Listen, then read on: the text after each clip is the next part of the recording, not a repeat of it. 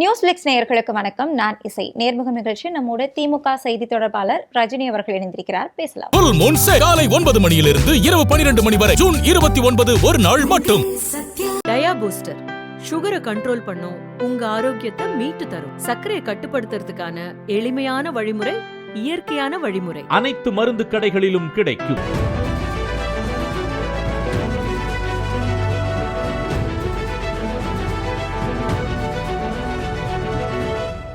NEET தேர்வை ஒழிக்க போறோம் அப்படின்னு தான் காலங்காலமா சொல்லி வாக்குகளை அறுவடை பண்ணிட்டு அது இன்னும் ஒழிக்கப்படலையே. 2016 முதல் 2026 வரை தொடர்ந்து 10 ஆண்டு காலமாக நீட் வேண்டாம் என்ற போராடிய ஒரே இயக்கம் திமுக. ஆளும் கட்சியா இருக்கும்போது என்ன செஞ்சீங்க? ஆளுங்கட்சியா இருக்கிறப்போ நீட் தேர்வை விலக்கு அளிக்க கோரி தீர்மானம் நிறைவேற்றப்பட்டு குடியரசுத் தலைவர் வரையும் போயிருக்கு. இது கொண்டு போய் சேர்த்தது திமுக. ஆளுநருக்கு நீட் தேர்வு வேண்டாம் என்று சட்டமன்றத்தில் தீர்மானம் வந்து நிறைவேற்றி இங்க தான் சென்ட் பண்ணது திமுக. திமுக எதுவுமே பண்ணாம இருக்கா நீட்டுக்கு?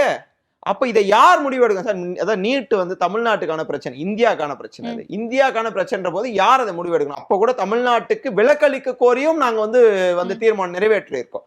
நீங்க இந்தியா ஃபுல்லா உங்களால கொண்டு வர முடியும், அதாவது இது வந்து ரத்து செய்ய முடியாதுன்னா அட்லீஸ்ட் தமிழ்நாட்டுக்காக விலக்கு கொடுங்க தான் நாங்க வந்து கேட்கிறோம். இவர் உடனே சொல்றாரு, நீங்க கல்வியை வந்து மாநில பட்டியலுக்கு வரணும், கன்கரண்ட் லிஸ்ட்ல வரணும் அப்படின்லாம் சொல்றாரு.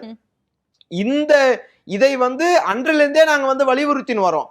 நீட்டுக்கான உங்களுடைய நிலை என்ன? அதாவது நீங்க அடுத்து கன்கரண்ட் லிஸ்ட் வரட்டும், நீங்க வந்து மாநில பட்டியலுக்கு வரட்டும், நீட்டுக்கான உங்க நிலை என்ன? நீட்டுக்கா இன்னைக்கு வரையும் தாவேக்கா ஒரு வந்து ஸ்டாண்ட் எடுக்கல. நீட் எதிர்க்கிறோம் அப்படிங்கிற ஸ்டாண்ட் வைக்கிறாங்க. எதிர்க்கிறோம் நான் பாருங்க, நான் கூட தான் சொல்லுவேன். நான் வந்து திமுக வந்து இது பண்ணுது, நான் வந்து இதை எதிர்க்கிறேன்னு வந்து யார் வேணா எது வேணா சொல்லலாம். நீங்க எதிர்க்கிறன்றது வாய்ஸ் அவடால் விடுறது வேற மேம். நீங்க இது சர்க்கார் டைலாக் கிடையாது பேசிட்டு போயிடுறதுக்கு. இதற்கான ஆக்கப்பூர்வமா தமிழ்நாடு அரசு என்ன செய்திருக்கு, தாவேக்கா என்ன செய்திருக்கு, தாவேக்கா தலைவர் விஜய் என்ன செய்திருக்கிறார், புஷி ஆனந்த் என்ன செய்திருக்கிறார், புஷி ஆனந்த் பொதுச் செயலர். நான் இப்ப போய் நான் பாக்குறேன், நீட்டுக்காக ஏதாவது வந்து புஷி ஆனந்த் ஏதாவது சொல்லியிருப்பாரா? நானும் போன் எடுத்து பார்த்தா வந்து சொல்லியிருக்கிறார். அதுல என்னன்னு சொல்லியிருக்கிறார் தெரியுமா? அனைத்து எம்எல்ஏக்களும் அனைத்து மாவட்ட செயலாளர்களும் தாவேக்கா கட்சி நிர்வாகிகள் அனைவருமே கோலாகலமாக ஜனநாயகன் படத்தை திரையரங்கள் முழுவதும் கொண்டாட வேணும்னு சொல்லி இருக்கிறார். இது ஒரு தனி போராட்டமா தமிழகத்துல போயிட்டு இருக்கு, டிக்கெட் விலை அதிகரிச்சிட்டாங்க அப்படின்னு. நானும் நினைச்சேன், இது நீங்க தப்பா எடுத்துக்கூடாது. ஜனநாயகன் படம் வந்து பிளாக்ல எல்லாம் டிக்கெட் விற்க மாட்டாங்கன்னு நினைச்சேன்.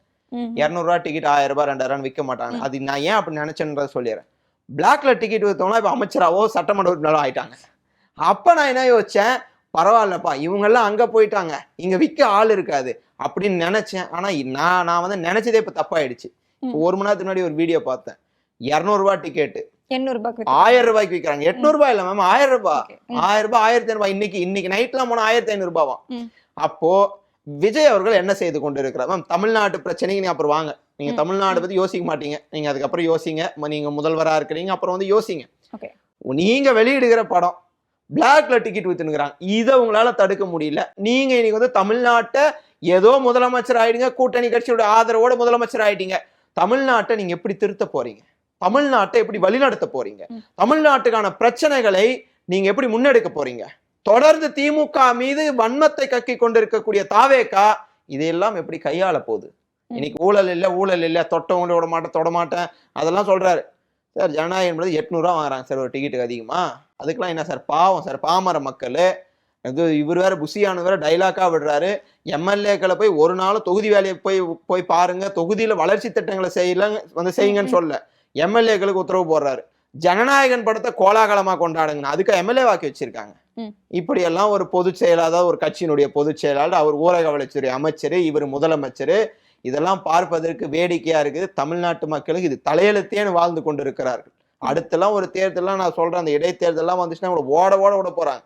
நீங்க ஓடன்னு விட போட்டா, நீங்க ஓடன்னு விடுறேன்னு வந்து ரஜினி பேசிட்டார் நீங்க சொல்லுவீங்க. முதலமைச்சரே பேசியிருக்கிறாரு, எங்க இடைத்தேர்தல் அந்த நம்ம கரூர் போறப்ப சொல்லியிருக்கிறாரு, இடைத்தேர்தலில் ஓட விரட்டுவோம். அதே மாதிரி இன்னொன்னு சொல்லியிருக்காரு, திமுகவை பை எலெக்ஷன்ல நல்லா வெளுத்து விடுங்க. இதெல்லாம் முதலமைச்சர் பேசுற பேச்சா? முதலமைச்சரே அப்படி பேசுறப்ப நான்லாம் அப்படி பேசலாம்ல? அதெல்லாம் அநாகரிகமா மாறாதுல்ல? பேசினா கைது நடவடிக்கை நடக்கப்படும். சமீபத்துல கூட விளாத்திக்குளம் எம்எல்ஏ கைது கூட சர்ச்சையாக போயிட்டு இருக்கு மேம். நீங்க சர்ச்சையா விளாத்திக்குளம் எம்எல்ஏ கைது வந்து நான் வந்து ரொம்ப அதை கண்டிக்கிறேன். ஏன்னா அது கண்டிக்க தகுந்த ஒன்று. ஏன் நான் சொல்றேன்னா, அவர் எதுக்காக அப்படி சொன்னார்? நீங்க என்ன பேசுனீங்க? கரூர்ல நீங்க என்ன பேசுனீங்க? கதவுலாம் இழுத்து மூடிடுவேன், சட்டமன்றத்தினுடைய கதவுகளை இழுத்து பூட்டிடுவேன். அது கலகலப்பா சொன்ன விஷயம்னு சபாநாயகர் விளக்கம் கொடுத்திருக்காரு. நீங்க சொன்னா கலகலப்பு, மத்தவங்க அதே தான் நானும் சொல்றேன். விளாத்திக்குளம் சட்டமன்ற உறுப்பினர் எங்க அண்ணன் மார்கண்டேயனுக்கு கூட பிறந்த தம்பி மாதிரி விஜய். அவரு தம்பி எலும்பு எண்ணுவன்னு சும்மா ஜாலிக்கு பேசிட்டு போயிட்டாரு மேம். நீங்க ஏன் இப்படி சீரியஸா எடுத்துக்கிறீங்க? இப்படி போய் நம்ம காவல் நிலையத்துல போய் சொல்லி அவங்க வந்து காவல்ல வந்து இன்னைக்கே வந்து ஆமாப்பா கலகலப்பா பேசினுக்காரன் விட்டுருவாங்களா? இப்ப நீங்க பேசினா கலகலப்பு, சபாநாயகர் சொல்லிட்டார். நாங்களும் அதே தான் சொல்றேன். மார்கண்டேயனுக்கு தம்பி மாதிரி விஜய் தான் தம்பியோட எலும்பை எண்ணி பார்க்கலான்னு ஆசைப்பட்டாரு அப்படின்னு நான் சொல்றேன். இதை நீங்க வந்து அக்செப்ட் பண்ணிப்பீங்களா? அப்போ இன்னைக்கு வந்து திராவிட முன்னேற்ற கழகத்தை சார்ந்தாலும் எது பேசினாலும் தப்பு, நீங்க இழுத்து பூட்டுவேன்னு சொல்றதுனால அவர் ஒரு ஆக்ரோஷத்துல அப்படி பேசிடுறாரு. ஆனா பேசின வார்த்தை அப்படிங்கிறது கடுமையான வார்த்தை இல்ல. நீங்க அது ஒரு பக்கம் வச்சுக்கோங்க மேம். இவர் வந்து திமுக சட்டமன்ற உறுப்பினர். இது வந்து ஒரு பக்கம் வச்சுக்கோங்க. மே 4ஆம் தேதி ரிசல்ட் வருது. மே 5ஆம் தேதி ஒருத்தர் ராயபுரம் சட்டமன்ற உறுப்பினர் தாமு பட்டாக்கத்தில கேக் வெட்டுறாரு. அவர் சட்டமன்ற உறுப்பினர். பட்டாக்கத்தில கேக் வெட்டுறது குற்றமா குற்றம் இல்லையா?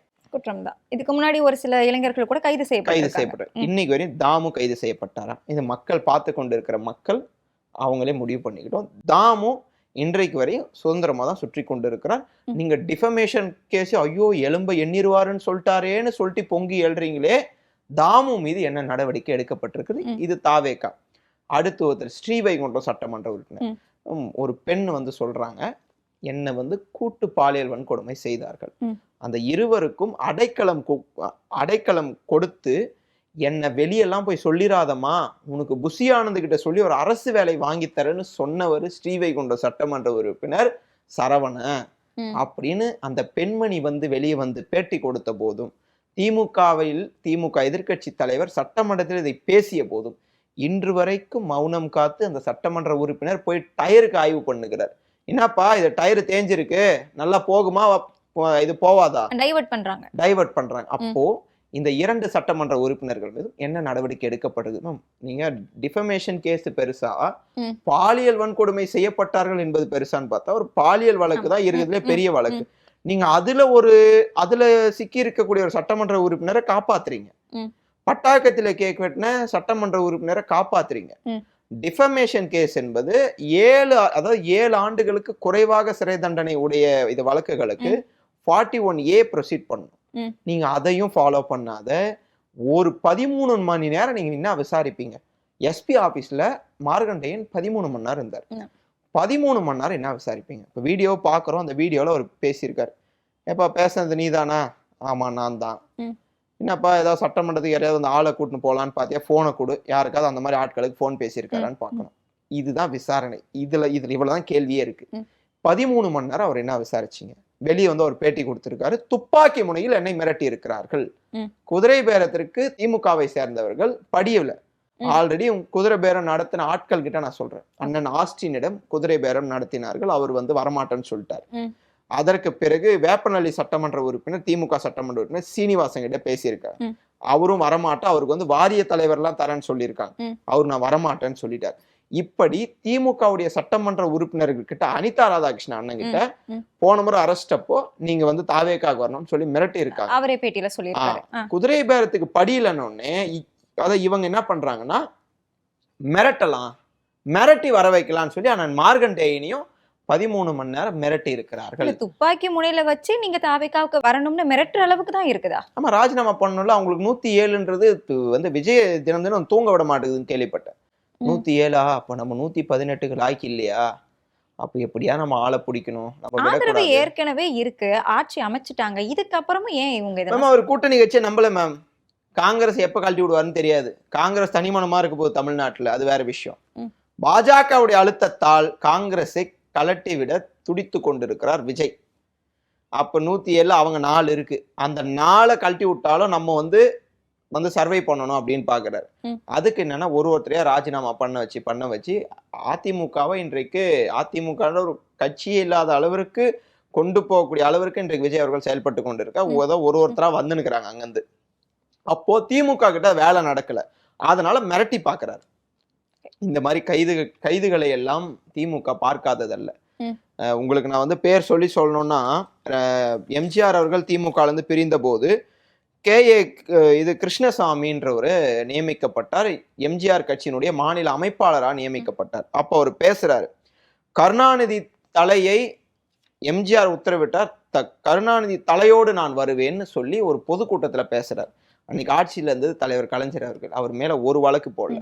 அப்படியெல்லாம் அவதூறுகளை பார்த்து விட்டு வந்த இந்த தமிழ்நாட்டு அரசியல் ஏதோ அவர் ஒண்ணு பேசிட்டாருனோடனே அவரை சிறையில வைக்கக்கூடிய அளவுக்கு அது ஒன்றும் கடுமையான சொற்கள். அப்படியே அவர் ஒன்றும் விளாத்தி குளத்துக்கு வர்ற விஜயை நான் வந்து அடிப்பேன் உதைப்பேன்லாம் சொல்லல. சட்டமன்றத்தை நீங்க பூட்டுறேன்னு சொல்றீங்க, அதே சட்டமன்றத்துல நான் இப்படி பண்ணுவேன்னு அவர் பேசுறாரு. நீங்க பேசுறது எதிர்வினை ஆற்றுறாரு. நீங்க அது ஒன்றும் புரியாத அவர் அப்படி பேசிட்டார் இப்படி பேசிட்டாருன்னா அதெல்லாம் ஏத்துக்க முடியாது.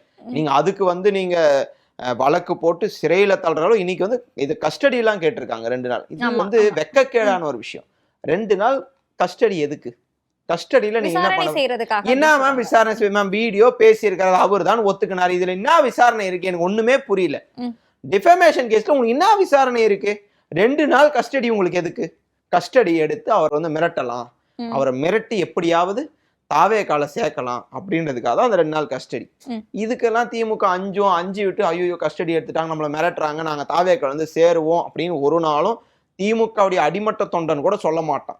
இதுதான் விஜயை தூங்க விடுறது இல்லை. நம்ம எப்படியாவது திமுகல இருந்து ஆட்களை பிடிச்சு கொண்டு வரணும். அதிமுக கூப்பிடாதுக்கு முன்னாடி ஓடி வராங்க, திமுக கூப்பிட்டா கூட வரமாட்டாங்களே, நம்ம என்ன பண்றது? வர போறாங்கன்னு ஆதவர்ஜுன் அவர்கள் வேற சொல்லிட்டாங்க, வாய் விட்டாங்க. 5 பேர் வர போறாங்க, 5 பேர் வர போறாங்க, 6 பேர் வர போறாங்கன்னு வேற இது பண்ணிட்டாங்க. இப்போ நான் என்ன சொல்றேன்னா, ஆதவர்ஜுனா பேசாத பேச்சா?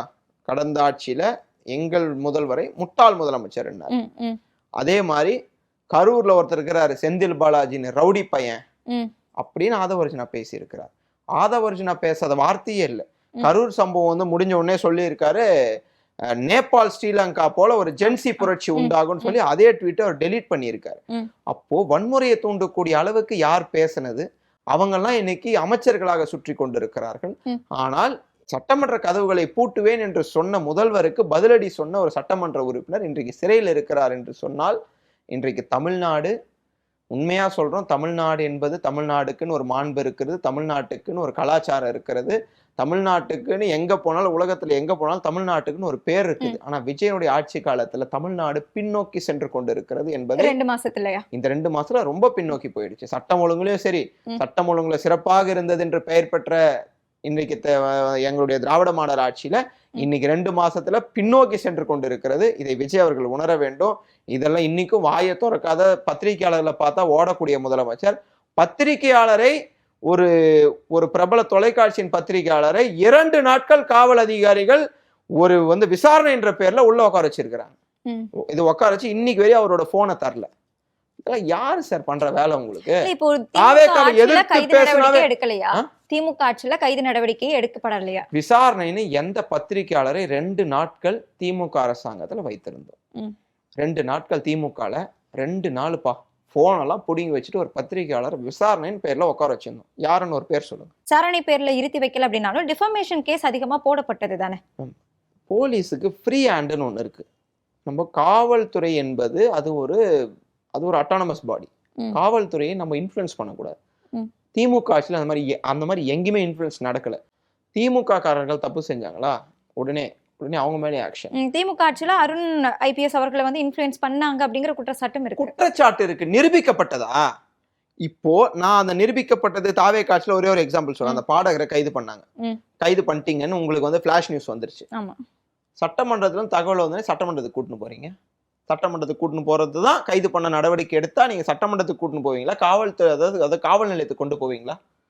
அப்போ யாரோ ஒருத்தர் அங்க இன்ஃப்ளூயன்ஸ் பண்றவர் வாங்க கைது பண்ணாலும் வாங்க அப்படின்னு சொல்லிட்டு சட்டமன்றத்திற்கு கூட்டு வந்தோடனே அவரை பேசி அவரை வந்து வீட்டுக்கு அனுப்பிச்சு வைக்கிறாங்கன்னா இன்ஃப்ளூயன்ஸ் பண்றாங்களா இல்லையா? அதுதான் என்னோட கேள்வி. இந்த மாதிரி திமுக ஆட்சியிலே யாராவது கைது பண்ண ஒருத்தர் சட்டமன்றத்துக்கு கூட்டு வந்து ஆதவர்ஜுனா முன்னாடி நின்று இவர் தான்ப்பா நம்ம பாஸ் நல்லா பாத்துக்கோ அப்படின்னு சொல்லி யாரையாவது நிக்க வச்சிருக்காங்களா? அது இல்லை.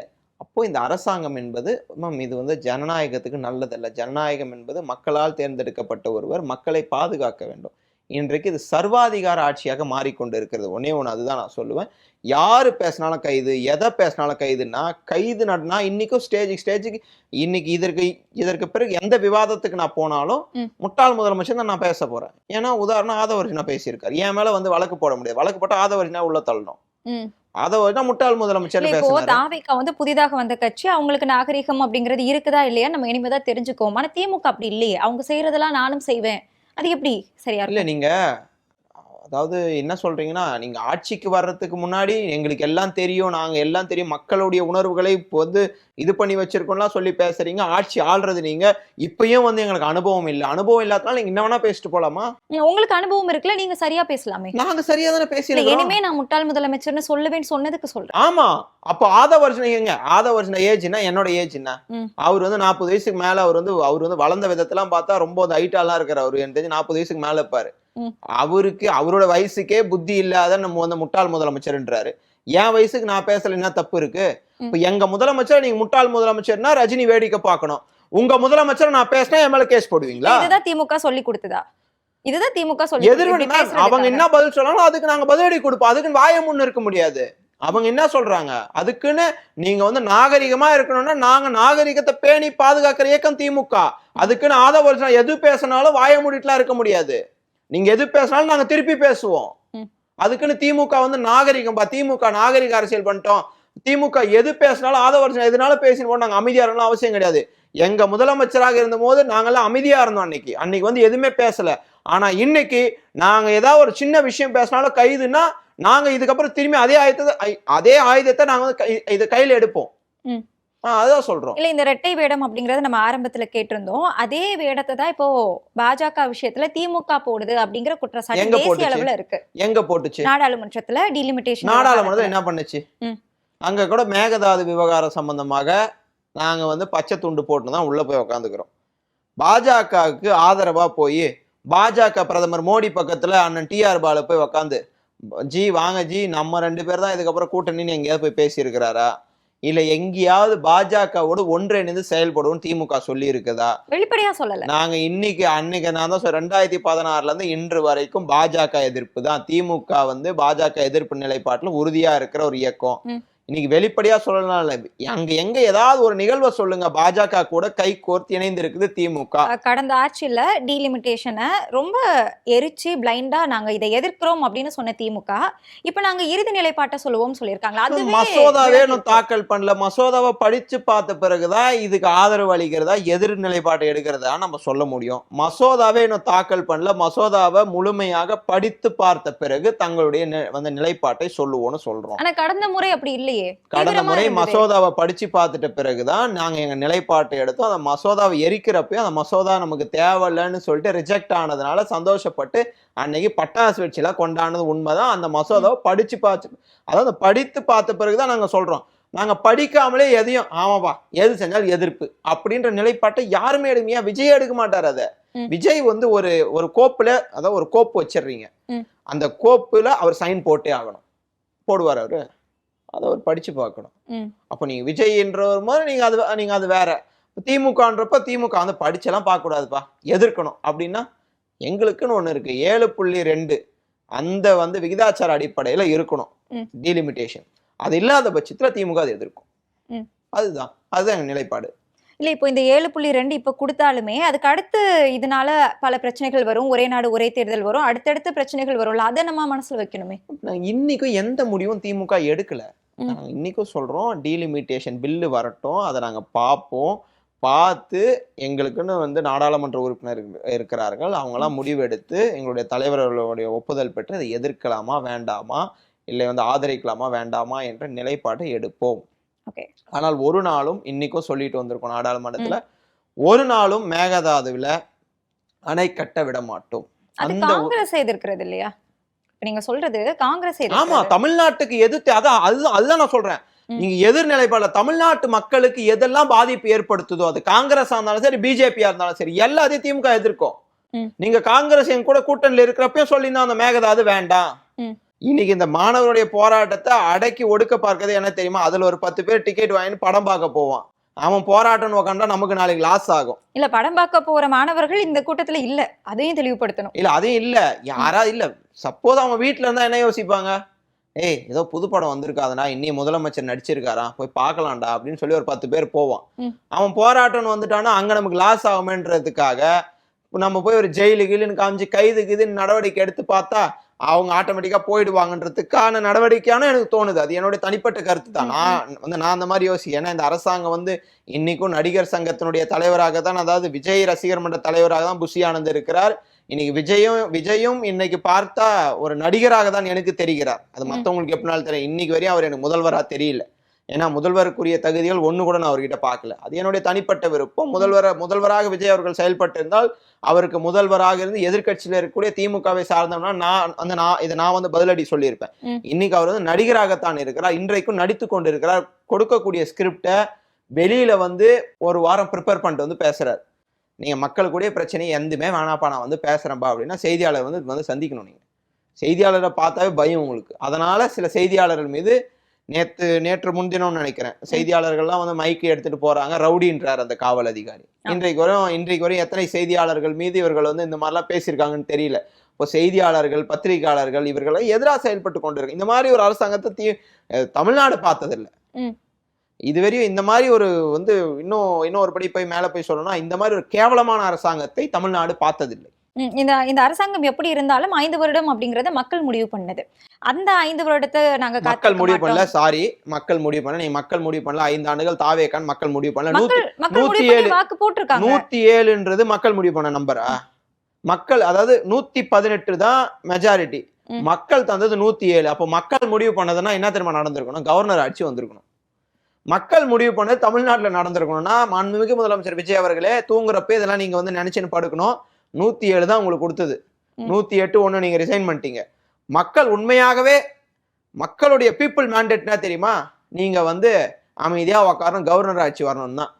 அதனால திமுக பார்த்து வேண்டாம், கவர்னர் ஆட்சி வந்தா இங்க பிஜேபி ஆளும், அதனால இது கவர்னர் ஆட்சிலாம் வேண்டாம் அப்படின்னு சொல்லிட்டு திமுகவிற்காக விழுந்த வாக்குகள் அவங்க அந்த காங்கிரஸ் ஜெயிச்சது, கம்யூனிஸ்ட் ஜெயிச்சது, விடுதலை சிறுத்தைகள் ஜெயிச்சதெல்லாம் இன்னைக்கு வந்து வன்னி அரசு அதே இங்க பாருங்க, இங்க இருந்து ஜெயிச்சுட்டு போய் அவங்களுக்கு ஆதரவு சொல்லி அங்க அமைச்சரான அண்ணன் வன்னி அரசு சொல்றாரு. அவரும் சொல்றாரு எலும்புகள் எங்களுக்கும் என்ன தெரியும்னு சொல்லிட்டு. அண்ணன் வன்னி அரசு சொல்றதை நீங்க பெரிய விஷயமா எடுத்துக்கிட்டு அவர் வன்னி அரசே சொல்லிட்டாருன்னா வன்னி அரசு இன்னொன்னு சொல்லியிருக்காரு, விஜய் ஒரு கோழை, விஜய் ஒரு கோழைன்னு சொல்லியிருக்காரு. இதையெல்லாம் ஏற்றுக்கக்கூடிய தாவேகாவினர் வன்னி அரசு சொல்வதை புனிதமான வாக்கியங்களாக நீங்க பாத்தீங்கன்னா அண்ணன் வன்னியரசு சொன்ன விஜய் என்று, அதாவது விஜய் ஒரு கோலை என்ற வார்த்தையை நீங்க அப்படி எடுத்துக்கணும். ஒரே மேடையில லயலோமணி அவர்களும் வன்னியரசு அண்ணனும் டிபேட்ல கூட பேசியிருக்காங்க. அதுதான். ஓகே, இப்போ நம்ம இந்த கூட்டணி கட்சிகள் அந்த விவகாரம் தாண்டி போக அவங்களோட ஒரே குற்றச்சாட்டு தானே இதுக்கு முன்னாடி சொன்னதே, நாடாளுமன்றத்துல டீலிமிட்டேஷன் விவகாரமே இப்போ இவங்களோட உறுதிப்பாடுல ஒரு விலகல் தெரியுது, அதை நம்ம ஏத்துக்கணும். அந்த விலகல் அப்படிங்கிறது மசோதாவுக்கு ஆதரவு கொடுக்கறது, அதுக்கப்புறமா வந்து ஒரே நாடு ஒரே தேர்தல் வரும். அப்படி பார்க்கும்போது தமிழகத்திலையும் பொது தேர்தல் வரும். இந்த விஷயத்தை தான் நீங்க 6 மாதத்துல ஆட்சி கவிழ்ந்துரும்னு சொல்றீங்களா? 6 மாதத்துல ஆட்சி கவுந்துரும்னு சொன்னதை நீங்க எப்படி புரிஞ்சுக்கீங்களா எனக்கு தெரியாது. இன்னைக்கு எந்த மக்களுமே வந்து நல்லா இல்லை. இந்த ஆட்சி வந்த உடனே திமுக ஆட்சியில நடந்து கொண்டிருந்த திட்டங்களை தவிர்த்து வேற ஏதாவது இந்த தாவேகா ஆட்சியில புதுசு ஏதாவது ஒரு திட்டம் வந்திருந்தா நீங்க திட்டத்தின் பேரை சொல்லுங்க. கொண்டு வந்திருக்காங்க, சொல்லுங்க. நமக்கு வந்து சிங்கப்பெண் சிறப்பு அதிரடிப்படை புது 1973 தலைவர் கலைஞர் அவர்களால் உருவாக்கப்பட்டது. தமிழ்நாட்டுல காவல்துறையில பெண் காவலர்கள் உள்ள இருக்கணும்னு சொல்லி 1973 தலைவர் கலைஞர் அவர்களால் உருவாக்கப்பட்டது. ஸ்டிக்கர்ல இருக்க அந்த லேபிளை மட்டும் மாத்திட்டா புது திட்டம் ஆயிராது. வேற சொல்லுங்க. புது திட்டங்கள் இல்லைனாலும் மக்களுக்கு தேவையான பாருங்க, நீங்களே பாத்துங்க. ஒரு திட்டம் சொன்னாங்க, அடுத்து நிறைய திட்டம்னு சொல்லிட்டு ஒரே திட்டத்தின் பேரை சொல்லிட்டு புது திட்டம் இல்லைனாலும் பரவாயில்ல, ஆல்ரெடி இருந்த திட்டங்களே வருதுன்னு அவங்க வாயாலே சொல்லிட்டாங்க. இவங்க தான் சாட்சி அதுக்கு. அதனால எந்த திட்டமும் இல்லை.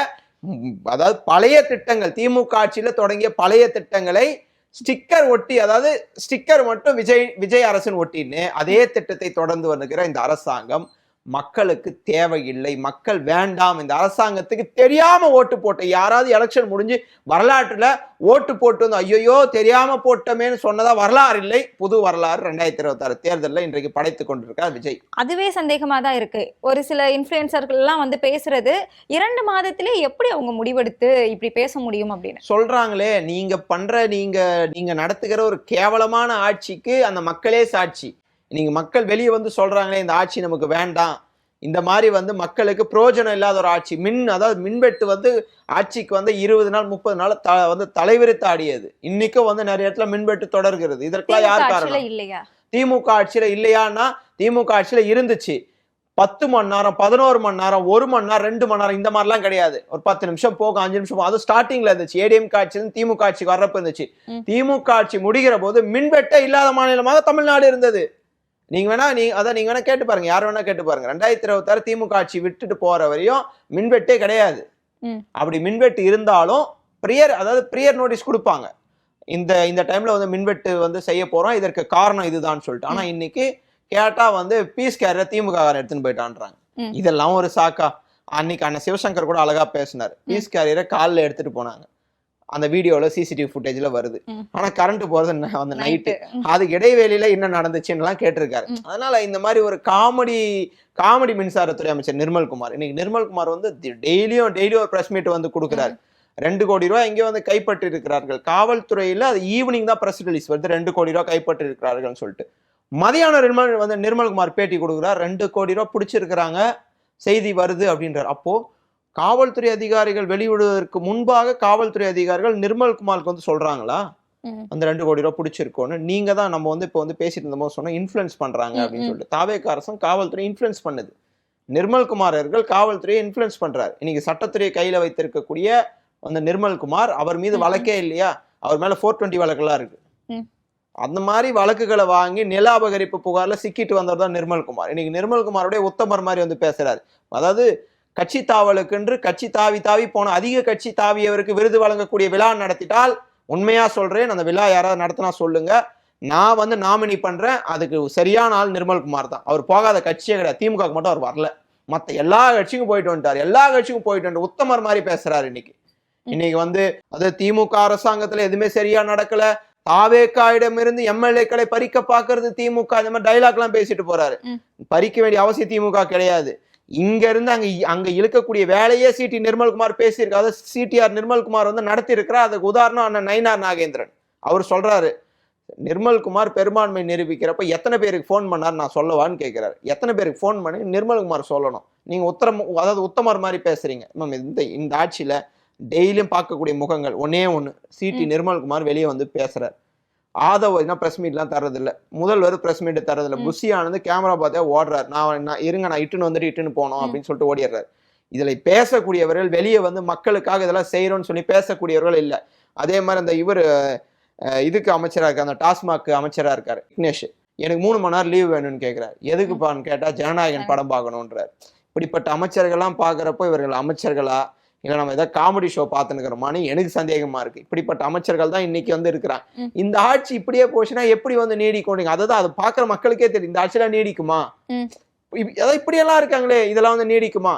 கூட்டணியில இருப்பவர்களே எதிராக திரும்பி விட்டால் இந்த ஆட்சி என்ன ஆகும்? என்னுடைய கேள்வி அதுதான். இன்னைக்கு கம்யூனிஸ்ட் நீங்க எடுக்கிற நிலைப்பாட்டுல ஒத்து வரல. இன்னைக்கு கம்யூனிஸ்டே வந்து நீங்க கூட்டணிக்கு தோழமை கூட்டம்னு ஒண்ணு நடத்தின கூட்டத்திற்கு கம்யூனிஸ்ட் வரல. அந்த கோலத்துல உங்க ஆட்சி நடத்தி கொண்டு இருக்கிறீர்கள். ஆனா பழனி விவகாரத்துல எங்களுக்கு அமைச்சருக்கும் இதுக்கும் தொடர்பு இருக்கு அப்படிங்கறதுல உடன்பாடு இல்லை அப்படிங்கறதே அதே கம்யூனிஸ்ட் தானே சொல்றாங்க. இப்போ தமிழ்நாட்டுல ஒரு ஊழல் நடக்குது.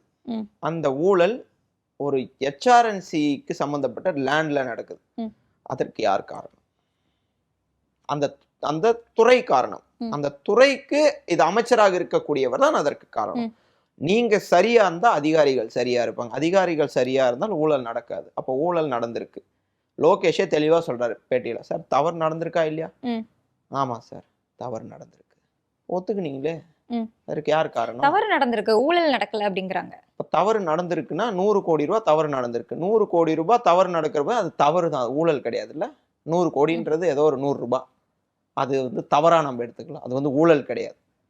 இப்போ இந்த ஆட்சியில எப்படியெல்லாம் ஊழல் நவீனமாக மாறி இருக்குது பாருங்க. தவறுன்னு சொல்லி நீங்க வந்து கடந்து போயிடலாம்.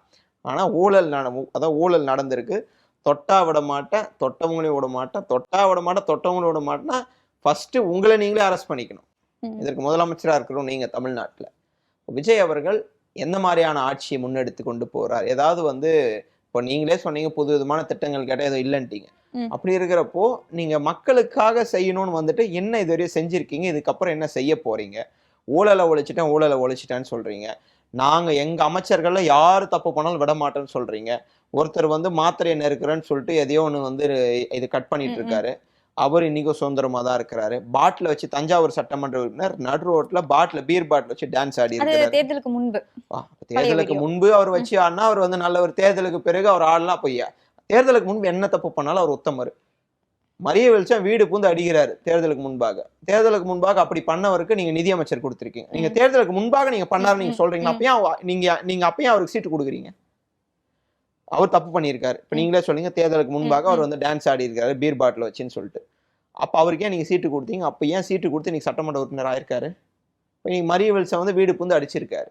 அடிச்சு நீங்க அந்த வீடியோ எல்லாம் நம்ம பாக்குறோம். அவருக்கு நிதியமைச்சரை கொடுத்துருங்க. ஏன் அமைச்சரை தவிர்த்திருக்கலாமே? இப்ப தவறு செய்தவர்களையும் நீங்க கூட வச்சுக்கிறீங்க. நீங்க தவறு செய்தவர்கள் விட மாட்டேன்னு சொல்றீங்க பாருங்க. தயவு செய்து உங்க முதுக நீங்க திரும்பி பாருங்க. எத்தனை பேர் இருக்கிறாங்க அதான் உங்க பின்னாடி லைனா எடுக்கலாம். ஒரு லிஸ்டே பெருசா எடுக்கலாம். இவன் அது இல்ல அப்படின்ற மாதிரி ஒன்னொன்னா நீங்க ரீவைண்ட் பண்ணி பார்க்க உங்க அமைச்சர்களே நிறைய பேரை நீங்க தூக்க வேண்டியதா இருக்கும். கடைசியில நீங்க மட்டும் தான் இருப்பீங்க, மொத்த பேரும் ஓடுறோம். அப்புறம் உங்க மேல நீங்க வந்து வழக்கு போட வேண்டியதா இருக்கும். அப்போ இந்த மாதிரியான ஒரு அந்த 107 பேர்ல நீங்க இதெல்லாம் லிஸ்ட் எடுத்தீங்கன்னா ஒருத்தர் மீது ஒரு பின்புலம் இருக்கு. நான் வந்து வெளிப்படையா சொல்ல விரும்பல. நிறைய பேர் நிறைய விஷயங்கள் செய்துதான் இங்கெல்லாம் வந்திருக்கிறேன். ஒருத்தரையும் நம்ம இன்சைடா போய் பார்த்தோன்னா அவருக்கு என்ன மாதிரியான தவறு செஞ்சிருக்கிறாங்க, அந்த தவறுகள்லாம் நீங்க வந்து சுட்டி காட்டி அவர்கள் மீது நடவடிக்கை எடுங்க. நான் சொல்ல நீங்க டிரான்ஸ்பரண்ட் கவர்மெண்ட்னு சொல்றீங்க. இப்போ இந்த சட்டமன்ற உறுப்பினர் நான் வந்து சொன்னேன்ல, விஎஸ் பாபுவும் ஆதவ் அர்ஜுனாவும் இது ஒரு பொதுக்கூட்டத்துல பேசுறாங்க. டேய் நானும் ஆதவ் அர்ஜுனாவும் ஒத்திக்கு வாங்கடான்றாங்க. இதெல்லாம் வன்முறையை தூண்டுற மாதிரி இல்லையா? அப்போ அவங்க எல்லாம் இன்னைக்கு சட்டமன்ற உறுப்பினர்கள். எங்களுடைய சட்டமன்ற உறுப்பினர் ஏதாவது பேசினா நீங்க வந்து ஐயோ அவங்க அதை பேசிட்டாங்களே அப்படின்னு நீங்க சொல்றீங்க. எல்லாருக்கும் ஒரே மாதிரி இருங்க. எல்லாருமே வந்து நடவடிக்கை எடுங்க நான் சொல்றேன். நீங்க யாரையும் நடவடிக்கை நீங்க திமுக காரர்கள் மீது நடவடிக்கை எடுக்காதீங்க நான் எல்லார் மேலே எடுங்கன்ற. நான் யார் தப்பு பண்ணாலும் திமுக அதிமுக எல்லாரையும் விட்டுருங்க. வந்து தாவேக்கா எல்லார் மேலே எடுங்கன்ற. நான் திமுகவினர் ஏதாவது பேசினா அவங்க மேல வழக்கு, தாவேக்காவினர் பெரிய குற்றம் செஞ்சாலும் அவங்க மேல வழக்கு இல்லை அப்படின்றது தான் நான் வந்து எதிர்க்கிறேன். அது வந்து ஏத்துக்க முடியாத ஒண்ணு. இன்னைக்கு ஒரு அரசு வழக்கறிஞர்ல வந்து அந்த நியமனத்துல புஷி ஆனந்த் ஊழல் பண்ணியிருக்கிறாருன்னு அந்த பெண் சொல்லியிருக்கிறாங்க. கட்சியை விட்டு நீக்கம் செய்யறாங்க. அந்த பெண்ணை கட்சியை விட்டு நீக்கம் செய்யறாங்க. இன்னைக்கும் புஷி ஆனந்த் இட்டுன்னு போயிட்டு தான் இருக்காரு. அப்போ இதுக்கு என்ன நிலைமை? என்ன தமிழ்நாடு மாறி இருக்குது? உங்களுக்கு தமிழ்நாடு பின்னோக்கி போயினுக்குது. கொண்டு வந்து நிறுத்தணும். 11.19% வரும். இருங்க, உங்களுடைய ஆட்சியுடைய லட்சணம் பின்னாடி வருது. இவ்வளவு கோடி கடனா, 12 லட்சம் கோடி 10 லட்சம் கோடி கடனா, திமுக ஆட்சியில் இவ்வளவு கடனா அப்படின்னீங்களே. கடன் வாங்காத ஆட்சி நடத்துங்க. நான் சவால் வர்றேன் முதல்வர் விஜய்க்கு. சொன்ன திட்டத்தை ஒண்ணு விடாத செய்யறப்போ கடனே நீங்க வந்து வாங்கக்கூடாது. திமுகவில் அதை சொல்லிதான் நீங்க ஆட்சிக்கு வந்தீங்க. திமுக கடன் வாங்குது. நீங்க விஜய் அவர்கள் ₹1 கடன் வாங்காத இந்த ஆட்சியை நடத்தி காட்டினால் ரஜினி அரசியலை விட்டு விலகிக் கொள்கிறேன். பார்ப்போம். பட்ஜெட்ல என்ன திட்டங்கள் கொண்டு வர போறாங்க, அதுக்கு என்ன செய்ய போறாங்க அப்படிங்கிறத நம்ம தெரிஞ்சுக்குவோம். நிறைய தகவல் பகிர்ந்திருந்தீங்க. ரொம்ப நன்றி.